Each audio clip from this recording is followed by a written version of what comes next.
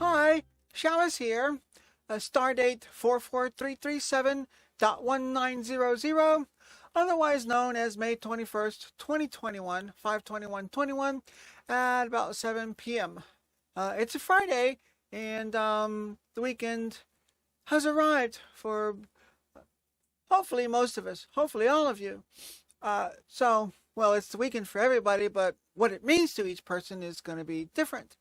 But so let's talk a little bit today, a little bit more about the IRS and its evilness and oppression. It's first of all, no agency can, as we know, we've talked about, no agency can make laws or rules that have an effect on anybody or anything outside that agency. It just can't be done. So it's in total violation of how this country was made and supposed to operate. So, but let's get specifically into a couple of aspects. Let's talk about what is called inheritance tax, estate tax, death tax. It's been called. Yes, it's just another tax. Just another way to stick their hands into the cookie jar that belongs to the people. So, the purpose of the estate tax is, of course, to get money to steal money from your assets when you die. So, it's I'll show you this comes. What I'm going to show you comes from an IRS approved class to obtain an IRS certification. And these are the words that it says. I'll say that right here. Read. Oops. Sorry. I'll try this again. Okay. You see where it says, we'll start here. It'll say, as the third paragraph down, as federal and state governments are given priority over beneficiaries of an estate. Say what? That's how in the bloody hell did that ever happen? That's just absolutely that alone is absolutely disgusting. It's totally it's evil. It's just plain evil. But let's continue on. So the need to ensure an estate has the proper liquidity to pay any taxes owed is essential. For whom? Not for the actual people, not for actual citizens, but it's essential in order to keep the coffers full. How disgusting. Failure to do so could mean assets intended for a loved one are instead sold and the proceeds used to cover outstanding tax obligations. Can you believe that? It's every sentence is just gets worse and worse. Also, bear in mind that the IRS will not hesitate to look to a beneficiary to pay taxes on a bequest if the estate was unable to do so. So it'll either try to steal it from your estate, or it'll go to your beneficiaries and steal it from them. And yes, it is theft. There is no way it's not theft, because you're not willingly giving them this money. The IRS does not care who pays the taxes as long as it's paid. Well, okay, so those are the words, and that comes from an IRS approved class, and it's I don't know how it is to be considered evil and oppressive. Back nearly an entire 1,000 years ago, nearly 1,000 years, under Henry the First. I have notes. That's what I'm reading from. Under Henry the First in 1100 to 1135, they made the Charters of Liberty, called the 1100 Charters of Liberty, and one of those liberties is a prohibition against inheritance tax. It is considered evil and oppressive. kings' heads, and it's been that way since up until now, up until modern times. Kings, the heads of kings, the actual heads, have been separated from their bodies for less. This is one of those things that's considered sacrosanct. You do not touch what I intend to give to my family upon my death. That's just completely and utterly out of bounds. Yeah, where are we now? We just read, it says the federal and state governments are given a priority over beneficiaries? Absolutely not.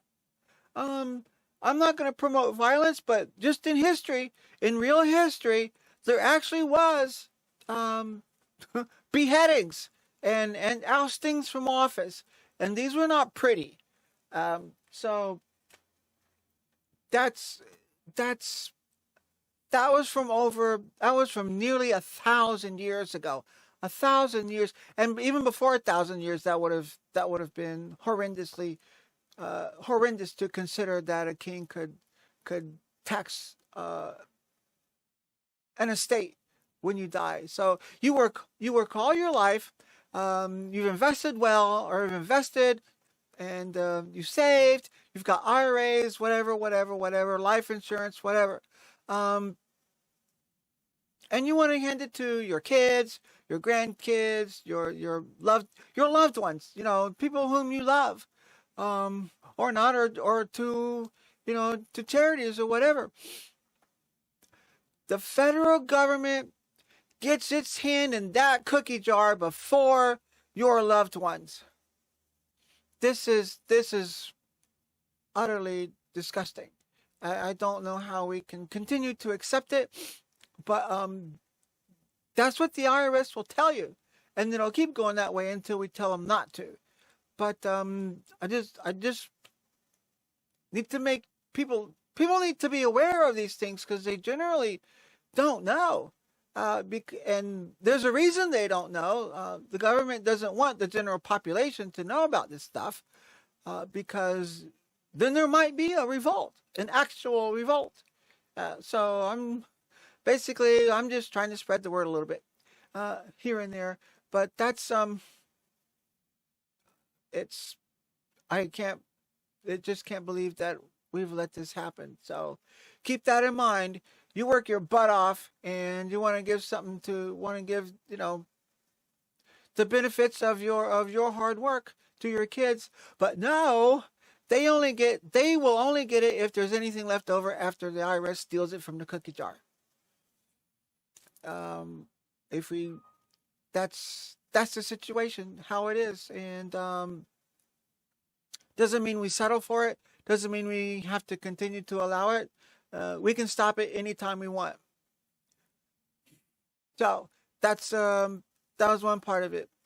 The other thing I wanted to go over was, again, this has to do with the IRS, and it's called FIRPTA. That's the abbreviation. It's FIRPTA. Some conglomeration of words, but really FIRPTA. It has to do with when you sell a property. You own your property, right? House, land, whatever it is you own. Any real property that you own is supposed to belong to you. Well, guess what? And this is relatively new. This hasn't been going on for too long, but it's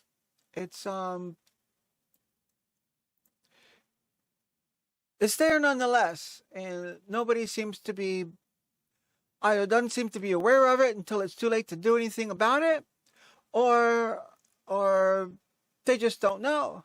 And those in the real estate industry have said nothing. They have said nothing but going along with it. We've gotten into the habit of obedience, and we don't know anything else but to obey. And that's part of what I'm trying to do, is to break that habit. To say we do not have to obey. It's our duty. It is our duty not to obey. That's this Constitution. The contract tells us that it's our duty. We have to not obey. When things are out of hand, we have to not obey. But back to FIRPTA. When you sell your property, you are considered by the IRS to be a foreign agent. Seems kind of absurd, and of course it is absurd, but that's their position. You are a foreign agent unless you can prove your citizenship. It's there. It's part of the rules. And if you've ever sold something since that's been in effect, or when you sell something later, you will see. You will have to sign an affidavit saying identifying your social security number on an affidavit that you must sign that says social security number belongs to you, and because of that, you are a U.S. citizen. That's their position. It is, of course, not right. It's totally absurd. You bought the land as a citizen, so suddenly when you try to sell it, you're not. But just that the IRS can even say one way or the other, who cares? What difference it makes to them? It should not make any difference. And of course, because they want to, butt in to everybody's lives, on every aspect of everybody's lives, this should try to make sure they collect every last cent, or steal is the more likely word. Every last cent. They don't want anything happening they don't know about, because they want their grubby little fingers in every little cookie jar. So, yes, you are considered to be foreign, a foreign person, a foreign entity, unless you can prove that you are a citizen. So, remember the concept, innocent before guilty? You considered innocent before guilty? No longer. That's gone long ago. You are guilty of being foreign unless you can prove your innocence, your citizenship. That was a slip, but they are aligned. So I wanted to make you aware of at least these two items for now. I have several more. I have the real estate book that has a number of different things that we can go over, but most people don't realize, or they just sign the documents because the closing agents say, here, sign this, and this, but you don't realize exactly what it is you're signing, and that Social Security document is critical to understanding how horrendously we are treated as citizens of this country by agencies who truly have no authority to even exist. So it is important to be aware of these things, and maybe if enough of us are aware of enough of these, we can do something about it. And yes, we can. It's not. I've heard a lot over the years says, well, that's the way it is. What can you do? What a defeatist attitude, I think. But what can we do? We can say no. It is our job to say no. That's our job. It's in our job description. Like any other job, if it's your job to lock the doors when you leave and you don't lock, you've not done your job. And controlling the government is our job. As citizens, it is our duty to do that. So yes, what can you do? Well, maybe that's a very good question. There are things we can do. There are things we're supposed to do. There are things it's our duty to do. So somehow let's do it. But if we don't know how it is, it's hard to do much of anything. So I'm trying to let you know how it is. All right. So those are the 2 points I wanted to cover, and I've gone rather lengthy over these. Didn't know I was going to be talking so much about, but it's so keep in mind what it is. The government gets its hands in the cookie jar after you die. Your loved ones get what's left over, get the leftover crumbs. And you are not, when you sell real property, you are not a U.S. citizen unless you can prove it. Wait till you sell something, or you've already experienced it when you sold some real property. You'll see. Anyway, we'll call it here for tonight. And do your best to do what you can. And as always, stay courageous.